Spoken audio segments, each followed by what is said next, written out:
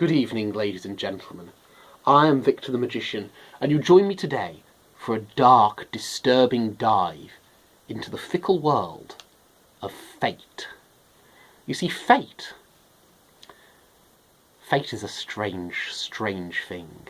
If it's against you, there's no worse form of persecution, but if it's on your side, you are unstoppable.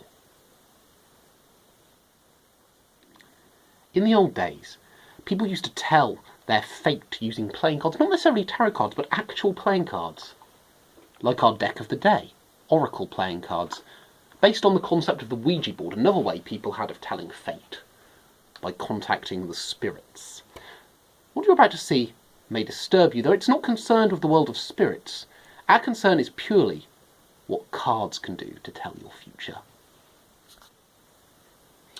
You see, when people used to tell their fate using playing cards, they believed that one card above all others was unlucky, the Queen of Spades. Now, the Queen of Spades meant death. If you drew the Queen of Spades, you were going to die. So the fortune tellers of that era would go to extraordinary lengths to make sure there was no possibility of getting a hold of the Queen of Spades. They wouldn't just remove the Queen of Spades from the deck. Oh no, they'd remove every other queen as well. So they'd take the Queen of Spades, the Queen of Hearts, the Queen of Clubs, and the Queen of Diamonds before cutting the deck and remove them, placing them outside of their own reach. So there was no way they would draw them. Now, in order to be absolutely sure that there was no possibility of drawing a queen by mistake, they'd go to even more extraordinary lengths. They'd go through the deck to make sure there weren't any hiding, face down just in case they were face up, then they'd cut the deck face up to make sure there weren't any hiding face up, like so. Just checking as they went along that there were no hidden queens. But of course, fate doesn't work like that. If you're going to draw a queen, you're going to draw a queen no matter what. Let's take the Queen of Diamonds as an example. Now, she's the least harmful queen. She just represents mild misfortune. A setback at work, for example. Now, we've placed her in the middle of the deck. But it doesn't matter that she's in the middle of the deck. The cards have already been cut. If I just cover the deck with my hand just for a moment, she returns to the top. There she is. She has been drawn despite fate. Or rather, because of fate, despite me.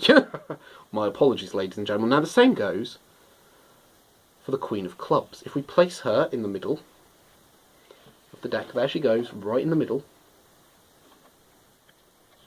It doesn't matter that she's in the middle. If I cover the deck with my hand promote, if I give the magic time to work,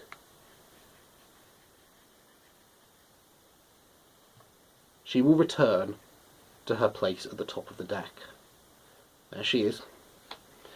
Now, the Queen of Hearts, things are getting a little more serious now. If you draw the Queen of Hearts, you'll be unlucky in love. You will suffer from, bad romances, abuse, that sort of thing. Now let's very quickly cover the deck with our hand, but once again, our unlucky love card comes to the top, which just leaves the Queen of Spades into the middle of the deck. But it doesn't matter that she's in the middle of the deck, because if the magic is given time to work, just like the others, our death card comes to the top, leaving us with a perfectly ordinary deck otherwise. Now, ladies and gentlemen, it's important not to take these things too seriously. But just remember, just to be on the safe side, the next time you shuffle a deck of cards, don't ask them what your fate is. Just play games. Because if you ask, if you want to find out, they may just tell you. I've been Victor the Magician, and I'll see you next time for more magic.